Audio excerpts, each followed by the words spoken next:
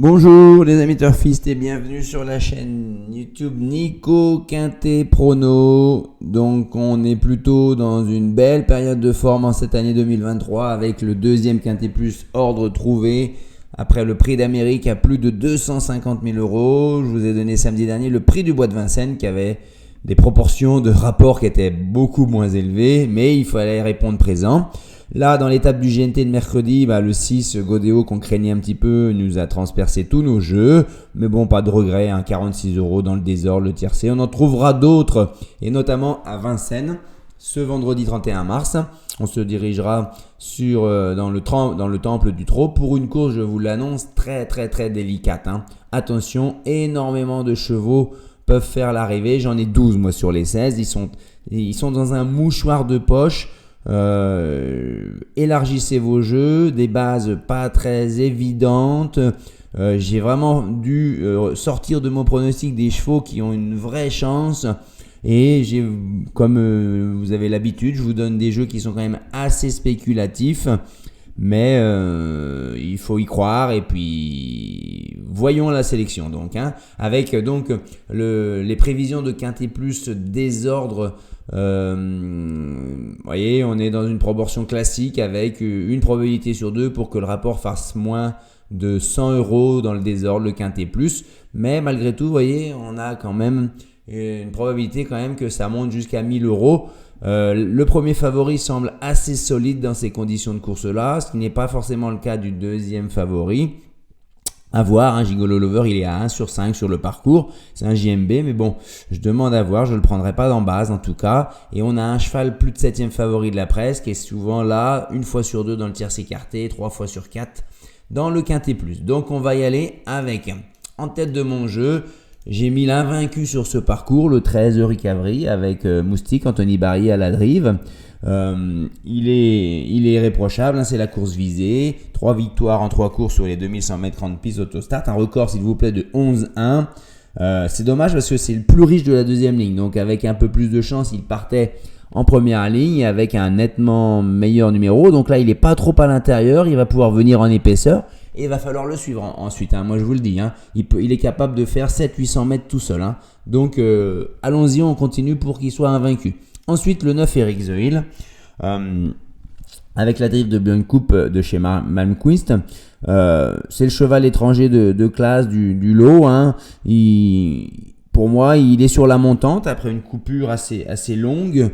Il revient bien. Il n'a pas encore gagné. Ça peut se faire. Il est envisageable. Il devrait effacer assez vite son numéro 9 et venir bien finir dans cette course-là. C'est un jeune, ça a un 7 ans. Donc, il a plus de classe que les 8, 9, 10 ans, on va dire. Ensuite, le 1 Gigolo Lover, je le mets quand même assez haut parce que c'est Bazir. Certes, c'est Nicolas seulement qui le monte, mais il est déféré des 4. On le sait qu'il est plus susceptible peut-être à la volte dans les raquettes de départ. Là, derrière l'autostart, ça devrait bien se passer. Mais il n'a pas non plus des secondes dans les mains. Son record est à peu près similaire aux autres. Voilà. Il faut le jouer, mais c'est pas un coup sûr à l'arrivée pour moi. Ensuite, je vais aller chercher le 15 Galilée Lobéo qui vraiment avait fait une très très bonne course le 17 décembre sur ce parcours. Derrière, s'il vous plaît, Oracle Till et Al Capone Steka avec le 10 déjà en deuxième ligne et en 11-4 et dans un lot qui était fermé à 355 000. Là, on est sûrement dans une course qui est fermée à 310 000. Donc, il doit pouvoir confirmer cette belle place. Il est revenu à un très bon niveau. Il a eu un peu de mal dans l'hiver.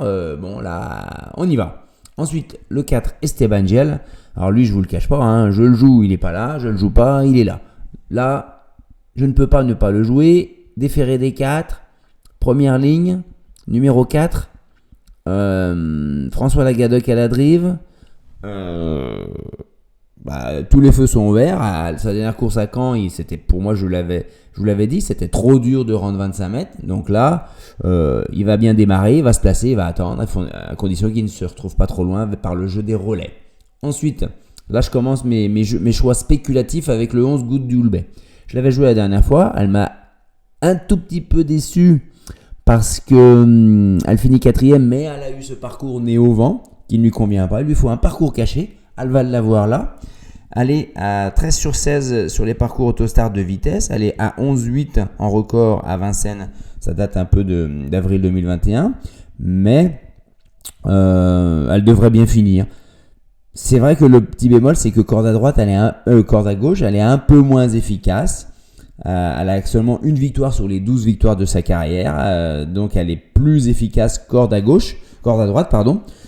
Donc on la met plutôt comme ça en bout de piste, mais c'est une jument, elle va faire sa course, hein.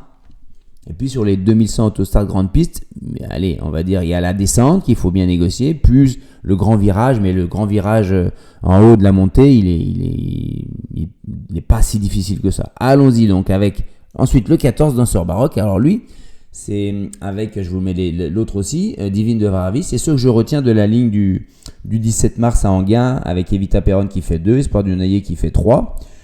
Pourquoi ? Parce que Danseur Baroque, il a fait tout simplement les 500 derniers mètres en 1,8,1. Vous entendez bien ? 1,8,1 et il n'a pas eu les coups des franges. Il finit le plus mal classé des 4 là, que je vous ai donné, mais il aurait pu finir sur le podium quasiment. Par le jeu des relais, il s'est retrouvé dernier quasiment. Il a autant de chances pour moi que Espoir du Noyer, que je retire de mon jeu par exemple, que Evita Perron, parce que ça marchait que 12,9 la dernière fois. Là il y a la grande piste Evita Perron, donc je la vois un peu plus en difficulté là. Et Divine de Navarre, je le mets uniquement pour son numéro là, hein. C'est la ligne du 17 mars, donc Divine de Navarre a sa chance même avec ses 10 ans, mais elle n'a pas couru depuis juin 2021 sur ce parcours. Elle a un record d'une 11,9 qui est pas mal, un bon numéro. Mais c'est pas à Vincennes qu'elle a ses meilleurs titres, c'est pour ça que je vous la mets au bout. Ça veut dire qu'en regret, regardez, hein, Flash Gordon, bah oui, on peut le jouer Flash Gordon. Hein. Il est à Vincennes, il le fait. Il a un record d'une 11,5 sur les 2100 grandes pistes. Il avait été vainqueur donc ce jour-là devant Gigolo Glover qui avait été distancé à 2 contre 1. Lui il était à 18 contre 1. Il avait déjà été battu par Espoir du Noyer, Recavry, mais il est avec David Thomas à 8 contre 1, donc 8 sur 10 avec David Thomas. Hein. Donc on peut jouer Flash Gordon, on peut jouer Vita Perron, on peut jouer Espoir du Noyer, on peut jouer Éclat des Noix. Franchement là, faites votre jeu, hein. Prenez vos responsabilités. Moi je vous propose un jeu assez spéculatif, avec donc, embêtant le 13 de Recavry, on continue de croire qu'il peut rester invaincu. Le copain Eric Zoil, il devrait pas sortir du quintet, mais j'ai pas une forte certitude, hein. 3 sur 5, pas plus, en confiance. Le coquin à Bellecote, Good Doulbet, mais va-t-elle bien faire corde à gauche à Vincennes avec son numéro 11 ? La déception avec la Desnois, mais vous avez vu, elle peut être aussi dans les regrets, mais c'est vrai que là, le numéro à l'extérieur, piste avec la montée, c'est plus dur, mais c'est notre père d'as Alexandre Brivard, donc vous voyez, et je vous sors de vos pronostics, le 5, le 6, le 7 et le 10. Allez les amis, bon jeu, bonne journée et à très bientôt. Bye bye.